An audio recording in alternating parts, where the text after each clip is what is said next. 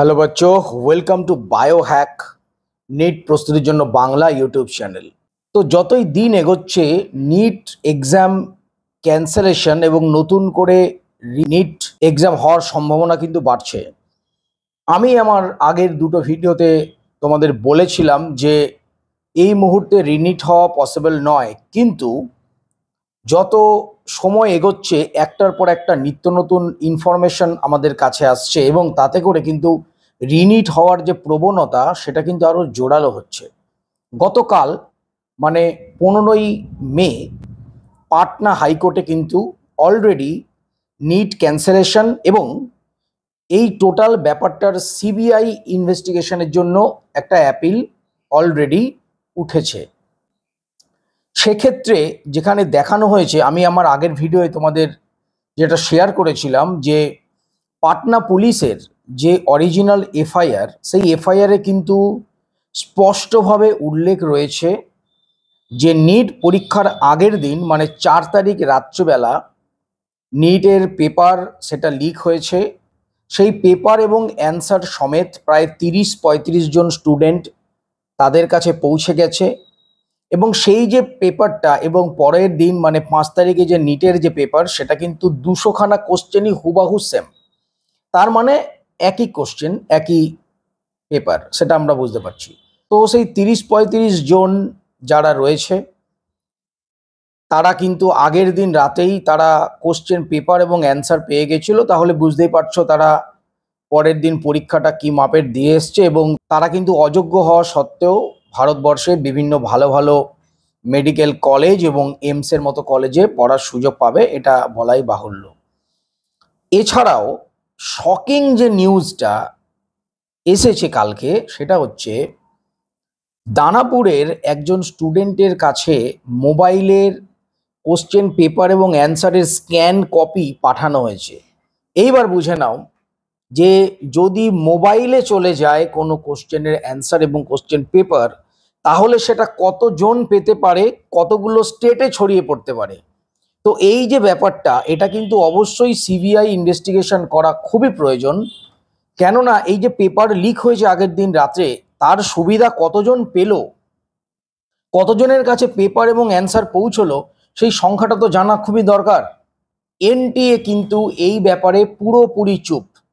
5 তারিখে যখন একটা কলেজে কিছু সংখ্যক স্টুডেন্ট পেপার নিয়ে বেরিয়ে গিয়েছিল, সেই জায়গায় আবার রিনিট কন্ডাক্ট করেছে এনটিএ, তখন সেই দিনই এনটিএ তাদের কিন্তু একটা অফিসিয়াল নোটিফিকেশন জারি করে বলে দিয়েছিল যে এই ব্যাপার, এটা কোনো লিক নয়, আউট নয়। কিন্তু এই যে 4 তারিখের যে ঘটনা, যে ঘটনাতে এখনো পর্যন্ত 13 জন গ্রেপ্তার হয়েছে, এই 13 জনের মধ্যে 4 জন স্টুডেন্ট এবং বাকি 9 জনা যারা গ্যাং মানে কোশ্চেন আউটের যে গ্যাং তারা। তো এই ব্যাপারে কিন্তু এতদিন হয়ে গেল এনটিএর তরফ থেকে কোনো রকম ক্লিয়ারিফিকেশন কিন্তু নেই, কোনো রকম নোটিশ নেই। তার মানে এনটিএর কাছে কিন্তু এ ব্যাপারে কোনো রকম উত্তর নেই। মানে এনটিও মেনে নিচ্ছে যে আগের দিন রাত্রেবেলায় পেপার কিন্তু লিক হয়েছে। ইনিশিয়ালি আমরা জানতে পারছি 30-35 জন পেয়েছে, কিন্তু মোবাইলে যে স্ক্যান কপি পাঠানো হয়েছে, সেই মোবাইলের যে কপি সেটা সোশ্যাল মিডিয়ার মাধ্যমে কত হাজার জনের কাছে পৌঁছেছে, এই ব্যাপারটা জানার জন্যই কিন্তু সিবিআই তদন্তের দাবি জানানো হয়েছে পাটনা হাইকোর্টে। তো কেসটা এখন পাটনা হাইকোর্টে রয়েছে। নেক্সট হিয়ারিং খুব শিগগিরই হবে। সেই নেক্সট হিয়ারিংয়ে কিন্তু কোর্টের যে জাজ তিনি এই ব্যাপারে ডিটেলস যে নথি সেটা কিন্তু চেয়ে পাঠিয়েছেন এবং এই যে অরিজিনাল এফআইআর কপি যেটা পাটনা পুলিশের হাতে রয়েছে, যেখানে কার্যত স্বীকার করে নেওয়া হচ্ছে যে আগের দিন রাত্রেবেলায় নিট এক্সামের যে পেপার সেটা লিক হয়েছে, তাহলে এটা একটা বড় স্ক্যাম। বিগত বছরগুলোর মতন কিন্তু এটা ছোটোখাটো কোনো স্ক্যাম নয় যে পরীক্ষার দিন বেরিয়ে গেল, সেটা কিন্তু নয়। পরীক্ষার আগের দিন রাত্রে যদি কোশ্চেন এবং অ্যান্সার বেরিয়ে যায়, তাহলে সেটা কত লক্ষ কত হাজার জন বেনিফিটেড হতে পারে সেটা বোঝাই যাচ্ছে। যদিও রিনিটের ব্যাপারে স্টুডেন্ট মহলে বিভিন্ন রকম মতভেদ থাকবে। 24 লক্ষ ছেলেমেয়ের মধ্যে 23 লক্ষ ছেলেমেয়েই কিন্তু রিনিট সেটা অবশ্যই চাইবে, যদিও যাদের পরীক্ষা ভালো হয়েছে তারা রিনিট তো চাইবে না। কিন্তু যদি গ্রস অ্যানোমালি হয়, যদি গ্রস করাপশন হয়, যদি গ্রস স্টুডেন্ট এতে এফেক্টেড হয়, তাহলে কিন্তু কিছু করার নেই, রিনিটটা তো অবশ্যই হবে। এবং আমি প্রথম দিকে যেটা ভেবেছিলাম যে রিনিট হবে না, এখন কিন্তু আমার মনে হচ্ছে যে সম্ভাবনা কিন্তু আস্তে আস্তে বাড়ছে। কেননা যত দিন যাচ্ছে নিত্য নতুন ইনফরমেশন আমরা পাচ্ছি, তাতে করে কিন্তু রিনিট হওয়ার যে সম্ভাবনা সেটা কিন্তু বাড়ছে।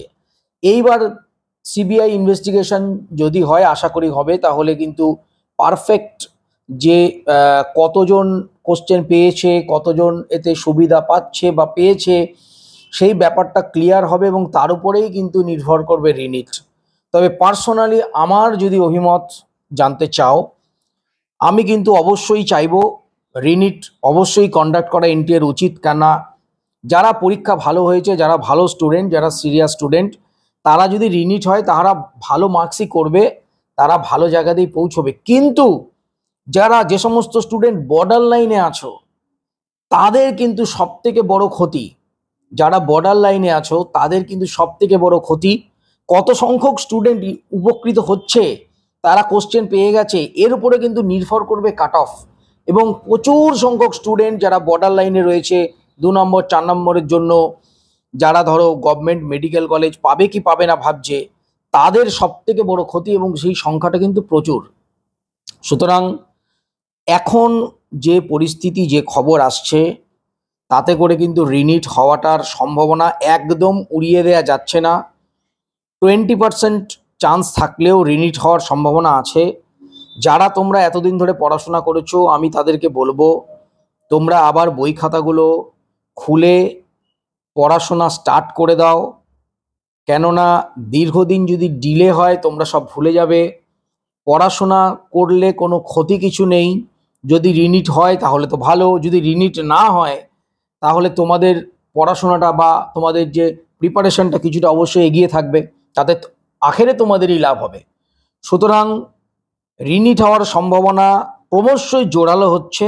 পুরোটাই নির্ভর করছে এখন হাইকোর্টের ওপর, যদিও কেসটা অবশ্যই সুপ্রিম কোর্টে যাবে, হাইকোর্ট এবং সুপ্রিম কোর্টের ওপর। কিন্তু যদি গ্রস প্রবলেম পাওয়া যায়, যদি অনেক সংখ্যক ছেলে মেয়েতে উপকৃত হয় কোশ্চেনে আউটের জন্য, যদি অনেকের ক্ষতি যদি হয়, সেটা যদি বেশি সংখ্যায় হয়, তাহলে রিনিট হওয়া কিন্তু পসিবল। তো সবাই ভালো করে পড়াশোনা করো, সবাই খুব ভালো থেকো। আবার দেখা হবে নেক্সট ভিডিওয়। টাটা।